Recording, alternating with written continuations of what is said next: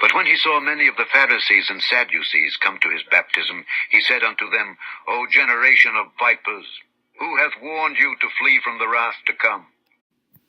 I remember one time about 5 years ago, I was talking to some friends of mine. They were, let me think if I can think of the word, what they call themselves. The fundamentalists, that's what they were. They were evangelicals.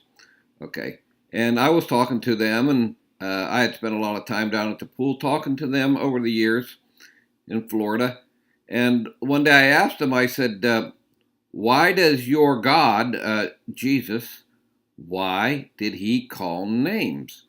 And they says, what do you mean, why did he call names? I says, it wasn't very Christian-like. I said, for your leader, this Jesus man, to call other people names. And they said, what are you talking about? And I said, when Jesus called those religious leaders, those Pharisees and Sadducees, when he called them serpents and snakes, I said, you wouldn't think that God would actually stoop that low, that he would have to call his enemies names. And of course, they didn't have the answer to that, why Jesus was calling them names. So I told him, I said, he wasn't actually calling them names. I said, when he said, you are of your father the devil, and you are serpents and vipers, I said, he wasn't actually calling them names. What he was actually doing was he was identifying them, okay? And of course, they did not get that at all. But that's what this video is about identifying the serpents and lineage or generation of vipers, okay? That's what I want to talk about in this video. The identification of Cain's seed. It's a very important thing, this identification, because not only did John the Baptist identify these religious leaders when they came to him, but Jesus identified them when they came to him. And Brother Branham identified them. That is what the true children of God do, okay? They uncover, they identify the false vine. And the false vine hates that. They do not want to be identified. They want to be under the cover of religion, okay? And have everybody to look up to them and under this mark that they have on them, this mark of Cain, okay? But the true church always identifies the false church, and the false hate them for it. Because when you look at the book of Revelations, that's what the book of Revelations was. It was an identification. Okay, when Brother Branham preached the seals, he identified the false vine. That's what the word revelation means, the apocalypse, the taking off of the cover. Okay, and if you want to look at that, you go back and see where the cover was put on. Thou art the anointed cherub that covereth. That was in Eden, the garden of God. Every precious stone was thy covering. This is where the covering was put on. Okay, back in the beginning of time, with Cain and his lineage, and the true identification is, it's like, I believe that's what Abel did. He identified the false vine, and we see what the false vine did to him, okay? And when Jesus identified him, we see what they did to him when, all through the ages, to the church ages, when the false vine was identified by the true church, they slaughtered them.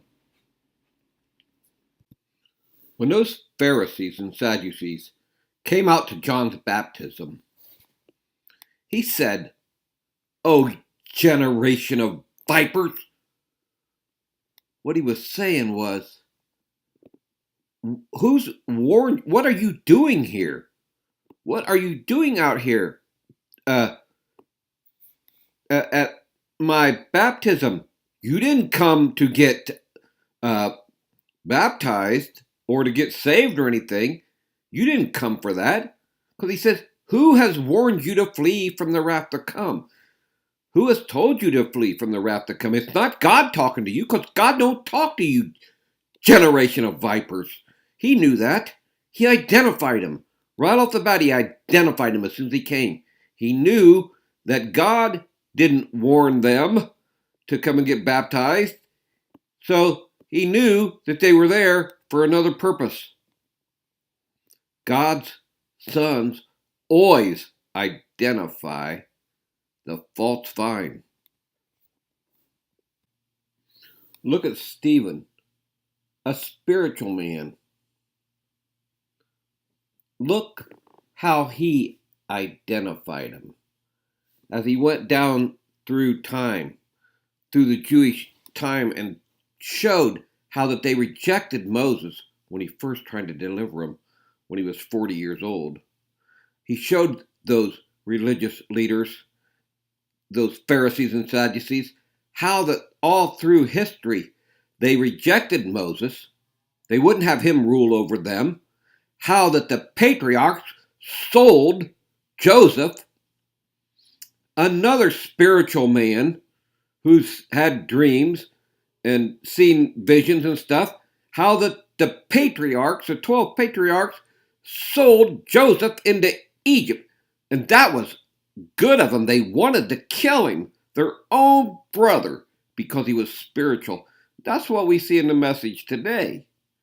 They can't kill you physically, but they kill your influence to whatever you say by saying, oh, he's a loose cannon, or he doesn't come to church, and he doesn't sit under, God's anointed ministry, the fivefold ministry, so he cannot be saying truth. But just look at Stephen, how he showed them how that they put emphasis on the tabernacle and on, kind of like we do in a church today, welcome to the house of the Lord, which is a blatant lie. They know it's not the house of God. The scriptures tell you that we are the house of God. We are the tabernacle, okay? We are the dwelling place of God. But watch what Stephen did. He said, you stiff-necked and uncircumcised of heart and ear, you do resist the Holy Ghost. As your fathers did, so do ye. Which of the prophets have not your fathers persecuted and killed? And they proved that they were of their father, for they did exactly the same thing to him. They, all through time, they want to stomp out the spiritual, that dream dreams, and that see visions, and that don't see it their way. They want to stomp them out. But God's children can't help themselves. They identify that false lineage, false vine. They identify it.